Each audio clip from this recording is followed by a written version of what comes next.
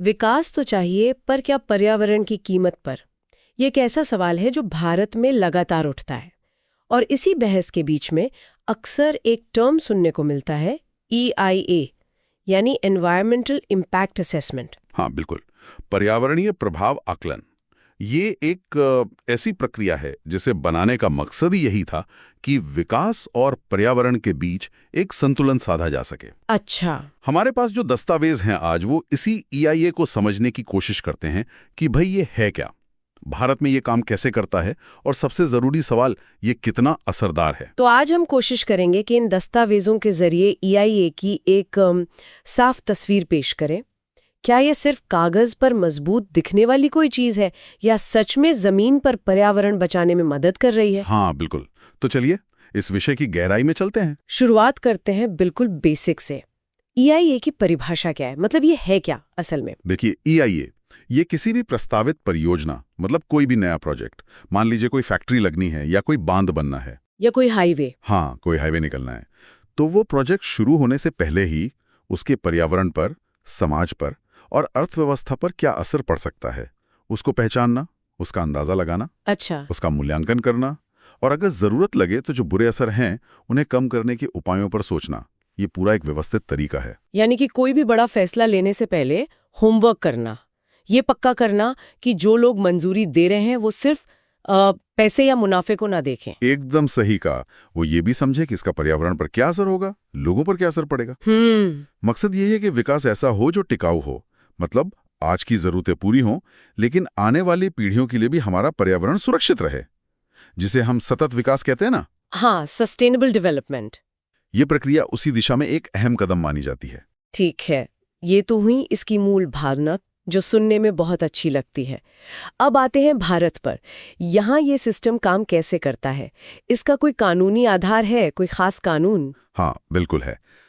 भारत में EIA का जो मुख्य आधार है वो है पर्यावरण संरक्षण अधिनियम 1986। ये एक तरह का, आप कह सकते हैं, छाता कानून है, अम्ब्रेला एक्ट। 1986 का एक्ट? हाँ जी। और इसी एक्ट के तहत 2006 में एक अधिसूचना, एक नोटिफिकेशन जारी किया गया था, EIA नोटिफिकेशन 2006। ज्यादातर जो EIA की प्रक्रिया है वो इसी नोटिफिकेशन से चलती है। अच्छा, तो 1986 का कानून और 2006 की ये अधिसूचना, ये मिलकर पूरा ढांचा बनाते हैं। तो क्या हर छोटे बड़े प्रोजेक्ट के लिए EIA करवाना पड़ता है? नहीं नहीं, सबके लिए नहीं। ये जो 2006 वाली अधिसूचना है उसमें एक लिस्ट दी गई है, अनुसूची 1। इसमें कई तरह की परियोजनाएं शामिल हैं, जैसे माइनिंग हो गई, थर्मल पावर प्लांट, बड़े इंफ्रास्ट्रक्चर प्रोजेक्ट, कुछ खास तरह की इंडस्ट्रीज वगैरह वगैरह।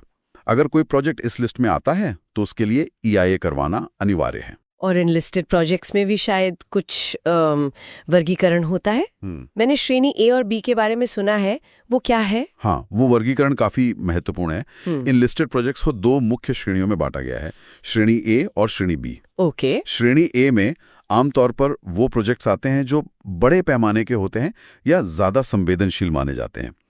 इनकी जो पर्यावरण मंजूरी है वो सीधे केंद्र सरकार के मंत्रालय से लेनी होती है, पर्यावरण, वन और जलवायु परिवर्तन मंत्रालय, MoFCC जिसे कहते हैं। यानी बड़े प्रोजेक्ट सीधे सेंटर के पास। और श्रेणी B वाले? श्रेणी B के प्रोजेक्ट्स कह सकते हैं थोड़े छोटे पैमाने के होते हैं या कम संवेदनशील माने जाते हैं। इनकी मंजूरी राज्य के स्तर पर एक अथॉरिटी बनी होती है, वो देती है, state level environment impact assessment authority, यानी SEIA। राज्य स्तर पर। हाँ, हालांकि इसमें भी एक छोटा सा पेज है। कुछ श्रेणी B प्रोजेक्ट्स, जिन्हें B1 कहते हैं, उनको उनकी लोकेशन या संवेदनशीलता की वजह से पूरी EIA प्रक्रिया से गुजरना पड़ता है, लगभग श्रेणी A की तरह ही। समझ गई। तो मतलब प्रोजेक्ट के साइज और असर के हिसाब से केंद्र या राज्य दोनों स्तरों पर चेक है। अब ये प्रक्रिया चलती कैसे है? मान लीजिए किसी ने प्रोजेक्ट लगाना है, आवेदन दिया, फिर क्या होता है? इसके मुख्य स्टेप्स क्या हैं? इसके कुछ तयशुदा चरण हैं। सबसे पहले होती है स्क्रीनिंग। इसमें यह देखा जाता है कि भाई प्रोजेक्ट लिस्ट में आता भी है या नहीं, और क्या उसे EIA की जरूरत है। पहला फिल्टर। हाँ बिल्कुल। अगर जरूरत है तो अगला कदम है स्कोपिंग। इसमें यह तय होता है कि जो EIA रिपोर्ट बनेगी उसमें किन किन चीजों पर ध्यान देना है, कौन से संभावित प्रभावों का गहराई से अध्ययन करना है। यहीं पर तय हो जाता है कि रिपोर्ट में क्या क्या कवर होगा। अच्छा, और इसके बाद शायद वो वाला स्टेप आता है जिसका जिक्र अक्सर होता है, जन सुनवाई, पब्लिक हियरिंग। हाँ, जन सुनवाई या पब्लिक हियरिंग ये सैद्धांतिक रूप से एक बहुत ही अहम हिस्सा है। आइडिया ये है कि प्रोजेक्ट से जो लोग सीधे प्रभावित हो सकते हैं या जो भी लोग इसमें रुचि रखते हैं, उनकी राय ली जाए, उनकी चिंताएं सुनी जाएं। नियम तो ये कहता है कि आवेदन जमा होने के 45 दिनों के अंदर ये सुनवाई हो जानी चाहिए। 45 दिन? ये तो कागज पर काफी तेज लगता है। खैर, जन सुनवाई हो गई, लोगों ने अपनी बात कह दी। उसके बाद जो EIR रिपोर्ट प्रोजेक्ट प्रस्तावक तैयार करवाता है, अक्सर किसी कंसल्टेंट से, और जन सुनवाई में जो बातें आईं, इन सब को एक विशेषज्ञ समिति के सामने रखा जाता है। केंद्र में इसे एक्सपर्ट अप्रेजल कमेटी EAC कहते हैं और राज्य स्तर पर state expert appraisal committee SEAC, experts की कमेटी। जी, ये समितियां पूरी रिपोर्ट, जन सुनवाई के मुद्दे और सारे तथ्यों का मूल्यांकन करती हैं, देखती हैं कि प्रोजेक्ट ठीक है या नहीं पर्यावरण के लिहाज से। और फिर आखिरी फैसला, मंजूरी मिलती है या नहीं। हाँ, इसी विशेषज्ञ समिति के सिफारिशों के आधार पर MOEFCC श्रेणी A के लिए या SEIA श्रेणी B के लिए अंतिम निर्णय लेती है। या तो वो पर्यावरणीय मंजूरी, जिसे एनवायरमेंटल क्लियरेंस या EC कहते हैं, दे देती है, या फिर आवेदन खारिज कर देती है। और ये EC प्रोजेक्ट शुरू करने से पहले लेना जरूरी है। और इस मंजूरी के साथ कुछ शर्तें भी जुड़ी होती होंगी, है ना, कि आपको ये करना होगा, वो नहीं करना होगा। बिल्कुल, मंजूरी के साथ अक्सर एक पर्यावरण प्रबंधन योजना यानी एनवायरमेंटल मैनेजमेंट प्लान EMP भी स्वीकृत होती है। इसमें साफ साफ लिखा होता है कि प्रोजेक्ट के दौरान और बाद में भी पर्यावरण को जो नुकसान हो सकता है, उसे कम करने या रोकने के लिए क्या-क्या कदम उठाए जाएंगे। अच्छा। और प्रोजेक्ट वाले को इन शर्तों का पालन करना होता है।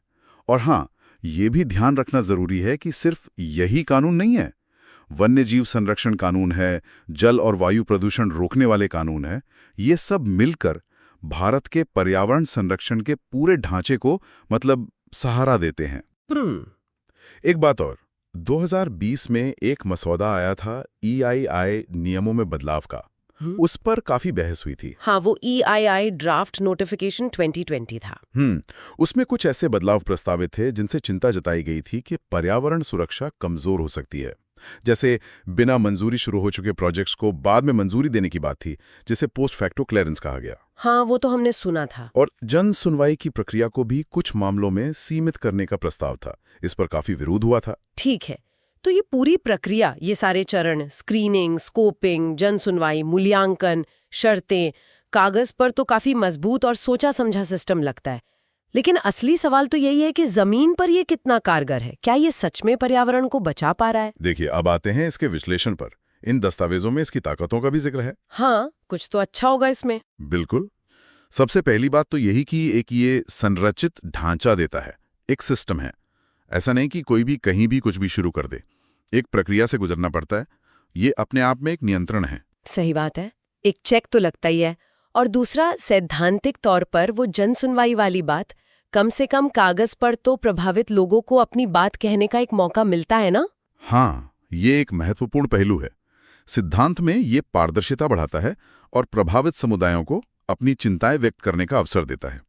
उनकी आवाज शामिल होती है प्रक्रिया में। और शायद इससे थोड़ी जवाबदेही भी बढ़ी हो, मतलब प्रोजेक्ट लगाने वालों को और मंजूरी देने वालों को, दोनों को। हाँ, स्रोत भी यही मानते हैं कि कुछ हद तक इसने जवाबदेही बढ़ाई है। अब प्रोजेक्ट प्रस्तावक को रिपोर्ट देनी पड़ती है, सवालों के जवाब देने पड़ते हैं, मंजूरी लेनी पड़ती है, और जो नियामक संस्थाएं हैं उनकी भी एक जिम्मेदारी बनती है। तो हाँ, भले ही इसमें सीमाएं हों, पर इसने प्रक्रिया को पहले से ज्यादा औपचारिक और कुछ हद तक जवाबदेह बनाया है। ये तो हुए इसके कुछ सकारात्मक पहलू, लेकिन जैसा कि अक्सर होता है, आलोचनाएं भी शायद कम नहीं होंगी। दस्तावेज इसकी किन कमजोरियों या चुनौतियों पर रोशनी डालते हैं? मुझे लगता है असली कहानी शायद यहीं छिपी है। और चुनौतियां वो वाकई गंभीर हैं। शायद सबसे बड़ी और सबसे ज्यादा दोहराई जाने वाली जो समस्या है वो है कमजोर प्रवर्तन, मतलब वीक एनफोर्समेंट की कमी। हाँ, मंजूरी देते वक्त जो शर्तें लगाई जाती हैं या जो EMP में वादे किए जाते हैं कि हम ये करेंगे वो करेंगे, जमीन पर उनका पालन हो भी रहा है या नहीं, इसकी निगरानी अक्सर बहुत ढीली होती है। मॉनिटरिंग ठीक से नहीं होती। और जब निगरानी कमजोर होगी तो जाहिर है नियम तोड़ने वालों को डर कम लगेगा। ये एक बहुत बड़ी समस्या है, पूरे सिस्टम में लगती है। यानी कानून तो बना दिया, शर्तें भी लगा दी, पर ये देखने वाला कोई नहीं कि उनका पालन हो रहा है या नहीं। और वो जन सुनवाई की जो बात हमने की थी, क्या वो वाकई उतनी असरदार होती है जमीन पर? अक्सर नहीं। ये एक और बड़ी चुनौती है। कई बार ये जन सुनवाई सिर्फ एक औपचारिकता बनकर रह जाती है, बस खाना पूर्ति। हाँ, कुछ वैसा ही। शिकायतें आती हैं कि सुनवाई ऐसी जगहों पर रख दी जाती है जहां प्रभावित लोगों के लिए, खासकर जो गरीब हैं या दूर दराज के इलाकों में लेते हैं, उनके लिए पहुंचना ही मुश्किल होता है। अच्छा। या फिर जो जानकारी दी जाती है प्रोजेक्ट के बारे में, वो सही समय पर नहीं दी जाती, या ऐसी भाषा में होती है जो आम लोगों को समझ ही नहीं आती।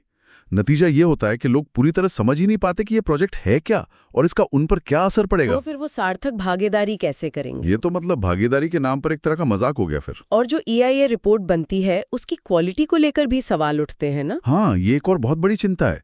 कई रिपोर्ट्स पर ये आरोप लगते हैं कि वो कट कॉपी पेस्ट होती हैं। अच्छा। पुराने या अविश्वसनीय आंकड़ों पर आधारित होती हैं, या उनमें जो नकारात्मक प्रभाव पड़ सकते हैं उनको जानबूझकर कम करके दिखाया जाता है।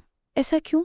देखिए, ये रिपोर्ट अक्सर प्रोजेक्ट प्रस्तावक ही किसी कंसल्टेंट को पैसा देकर बनवाता है, तो एक तरह का हितों का टकराव, कॉन्फ्लिक्ट ऑफ इंटरेस्ट होने का खतरा रहता है।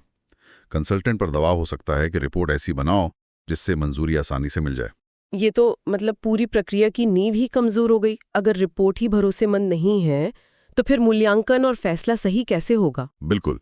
और एक और चिंताजनक पहलू जो आपने पहले भी उठाया था, 2020 के मसौदे वाला, वो पोस्ट फैक्टो क्लियरेंस का विचार। हाँ, वो बाद में मंजूरी देने वाला। हाँ, अगर किसी ने बिना पर्यावरणीय मंजूरी लिए ही प्रोजेक्ट शुरू कर दिया या बना लिया, तो उसे बाद में कुछ जुर्माना भरकर या कुछ शर्तें पूरी करके रेगुलराइज कर दिया जाए, मंजूरी दे दी जाए। ये तो EIA का जो मूल सिद्धांत है कि नुकसान होने से पहले उसे रोका जाए, उसके ही खिलाफ जाता है। ये तो ऐसा हुआ कि पहले गाड़ी चला लो, एक्सीडेंट कर दो, फिर लाइसेंस लेने जाओ। अजीब बात है। हाँ, ये निवारक सिद्धांत को कमजोर करता है। इसके अलावा क्या संस्थागत स्तर पर भी कुछ दिक्कतें हैं? जैसे ये जो अथॉरिटीज हैं, SEIA वगैरह, क्या उनके पास पर्याप्त लोग, पर्याप्त एक्सपर्टीज हैं ये सब काम ठीक से करने के लिए? ये भी एक बहुत अहम मुद्दा है। खासकर राज्य स्तर पर जो SEIA है और स्टेट पोल्यूशन कंट्रोल बोर्ड्स हैं, उनके पास अक्सर तकनीकी विशेषज्ञों की, स्टाफ की और जरूरी संसाधनों की भारी कमी होती है। रिसोर्सेज की कमी। हाँ, इस वजह से वो ना तो आवेदनों को टाइम पर प्रोसेस कर पाते हैं और ना ही मंजूरी मिलने के बाद शर्तों का पालन हो रहा है या नहीं, इसकी ठीक से निगरानी कर पाते हैं। ये क्षमता की कमी, लैक ऑफ कैपेसिटी, पूरी प्रक्रिया को धीमा और कम प्रभावी बना देती है। क्या इन सब कमियों का कोई ठोस उदाहरण है जो इन दस्तावेजों में दिया गया हो? कोई केस स्टडी जिससे ये बातें और साफ हों? हाँ, स्रोत एक खास मामले का जिक्र करते हैं, तमिलनाडु के थूथुकुडी में स्टरलाइट कॉपर प्लांट का मामला। हाँ, वो तो काफी खबरों में रहा था। बिल्कुल। वहां लंबे समय से प्रदूषण की गंभीर शिकायतें थीं। EIA नियमों के उल्लंघन के आरोप लगते रहे थे और आखिर में एक बहुत बड़ा जन आंदोलन हुआ जिसमें दुर्भाग्य से कुछ लोगों की जानें भी गई। ये मामला दिखाता है कि जब निगरानी कमजोर होती है, लोगों की चिंताओं को नजरअंदाज किया जाता है और नियमों का पालन नहीं होता, तो उसके कितने भयानक परिणाम हो सकते हैं। ये केस स्टडी EIA सिस्टम की कई कमियों को एक साथ उजागर कर दिया। तो कुल मिलाकर एक ऐसी तस्वीर उभर रही है जहां इरादा तो शायद नेक था, एक ढांचा भी बनाया गया, लेकिन उसके अमल में, उसके इम्प्लीमेंटेशन में गंभीर खामियां हैं। एक तरफ कानून और नियम है, दूसरी तरफ जमीनी हकीकत कुछ और है। बिल्कुल सही कहा आपने। संक्षेप में कहें तो भारत की EIR प्रक्रिया सतत विकास के लिए एक महत्वपूर्ण, कह सकते हैं, औजार है। ये 1986 के पर्यावरण कानून और 2006 की अधिसूचना पर टिकी है, लेकिन साथ ही ये कमजोर निगरानी, अक्सर नाममात्र की रह जाने वाली जनभागीदारी, रिपोर्ट्स की संदिग्ध गुणवत्ता, पोस्ट फैक्टो क्लियरेंस जैसे विवादास्पद प्रावधानों और संस्थागत क्षमता की कमी जैसी बड़ी चुनौतियों से जूझ रही है। ये विरोधाभास ही शायद भारत में EIR की असल कहानी है। और ये हमें फिर उसी बुनियादी सवाल पर ले आता है, विकास की रफ्तार बनाए रखने की जरूरत और अपने पर्यावरण को बचाने की जिम्मेदारी, इन दोनों के बीच संतुलन कैसे बने? EIR इसी संतुलन को साधने की एक कोशिश है, पर यह कोशिश कितनी कामयाब हो पाती है, ये इन चुनौतियों पर ही निर्भर करता है। और ये सिर्फ पर्यावरणविदों या पॉलिसी बनाने वालों का ही मुद्दा नहीं है, ये हम सबका मुद्दा है, क्योंकि आखिरकार ये उस हवा, पानी और जमीन को प्रभावित करता है जिस पर हम सब निर्भर हैं। ये हमारे साझे भविष्य को तय करता है। तो जाते जाते एक सवाल छोड़ जाते हैं उन सबके लिए जो इस बारे में सोच रहे हैं। ये जो पूरी EIA प्रक्रिया है, इसे सिर्फ एक सरकारी खाना पूरी, एक कागजी कार्यवाही होने से बचाकर वास्तविक पर्यावरण सुरक्षा का एक कारगर हथियार कैसे बनाया जा सकता है? बड़ा सवाल है। क्या टेक्नोलॉजी इसमें कोई बड़ी भूमिका निभा सकती है, जैसे सैटेलाइट से निगरानी हो या रियल टाइम डेटा का इस्तेमाल हो, या फिर नागरिक समाज की ज्यादा सक्रियता, ज्यादा जागरूकता ही असली जवाब है इन कमियों को दूर करने का? ये सोचने वाले सवाल है, क्योंकि इन कमियों को दूर किए बिना वो जो संतुलन हम ढूंढ रहे हैं औद्योगिक विकास और पर्यावरण संरक्षण के बीच, उसे हासिल करना बहुत मुश्किल होगा। शायद जवाब इन दोनों के, या शायद और भी चीजों के मेल में ही कहीं छिपा हो।